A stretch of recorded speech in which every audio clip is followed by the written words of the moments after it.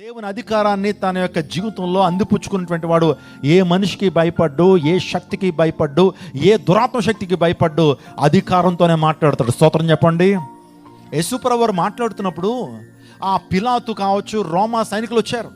వచ్చిన తర్వాత ఆ రోమా సైనికులు ఆయన వర్తమానాన్ని వింటున్నప్పుడు, ఆయన మాటలు వింటున్నప్పుడు మళ్ళా ఆ అధికారికి వెళ్ళి చెప్పిన మాట ఏంటి తెలుసా?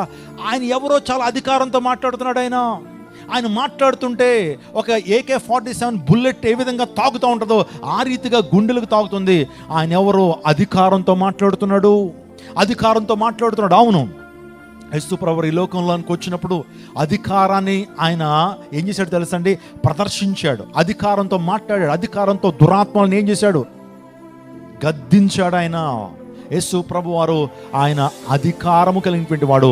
అదే అధికారాన్ని మనకు ఇవ్వడానికి ఇష్టపడుతున్నాడు. హల్లెలూయా. అదే అధికారాన్ని మనకి ఇవ్వడానికి ఇష్టపడుతున్నాడు.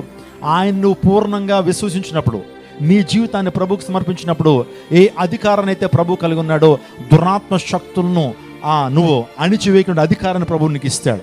ఇంకా నీ జీవితంలో పాపాలని అణిచివేటువంటి గొప్ప అధికారాన్ని నీకు ఇస్తాడు. దేవాదేవుడు అంత కృప మనకిచ్చాడు. మరణాన్ని కూడా శాసించగల అధికారాన్ని ప్రభు మనకిస్తాడు. అదే పునరుత్థాన అధికారం, అదే పునరుత్థాన బలం. హల్లెలూయా.